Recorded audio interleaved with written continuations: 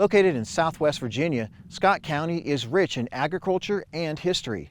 But to get the full experience, you have to go off the main roads. And if you want to go off-road, you can start by riding a gondola in Natural Tunnel State Park. Created by a fault line, a creek, limestone, and chemical erosion, the 850-foot-long tunnel has a train track that's carried agriculture, coal, and passengers since the 1890s. Agriculture and country music have a special relationship, and fans will want to stop by the Carter family fold.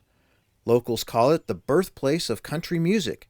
This is where A.P. Carter, Sarah Carter, and Mother Maybelle worked on early songs that were recorded in nearby Bristol.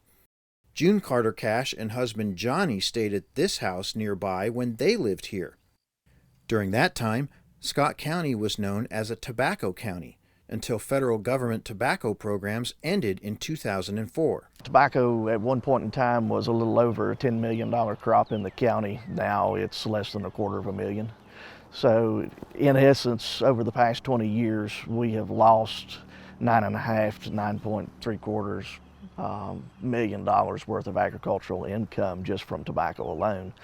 And the challenge is, how do you recuperate from that? How do you make up that type of loss? And some of the things that we have looked at is value-added beef cattle production.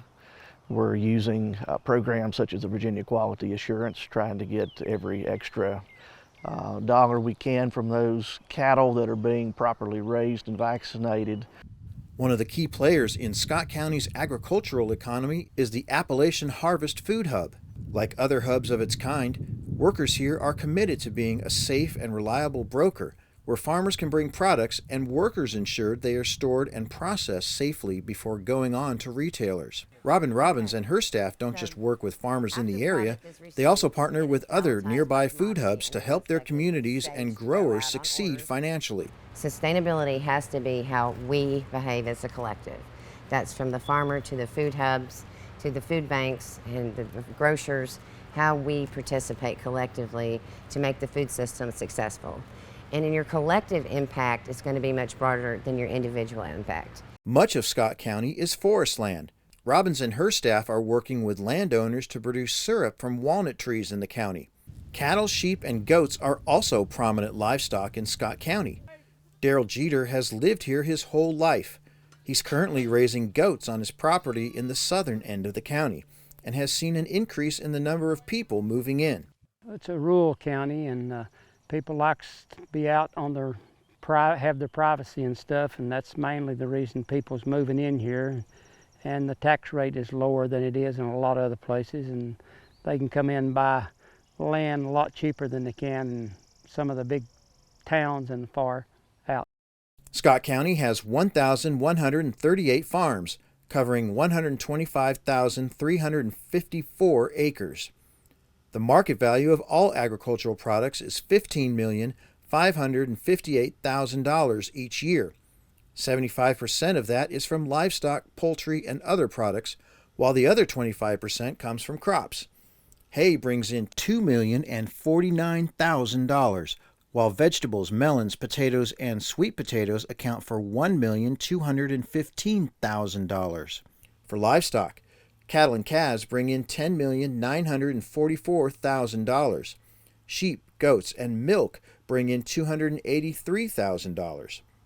As in many other parts of Virginia, farmers and other producers are taking to agritourism to boost their revenue.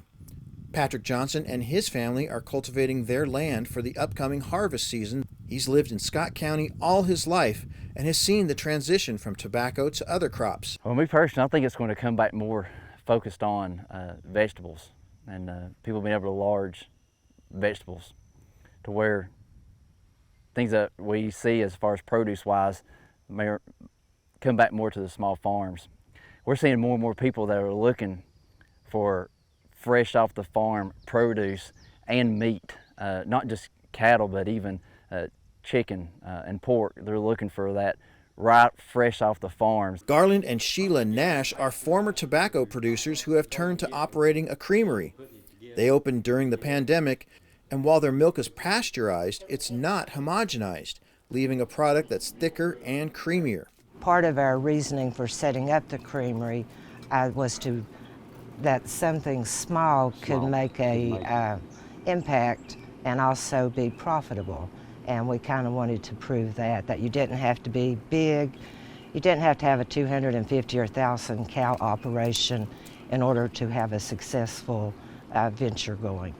The people of Scott County are finding new ways to succeed in agriculture while preserving the history and the natural wonders that make living and working here unique.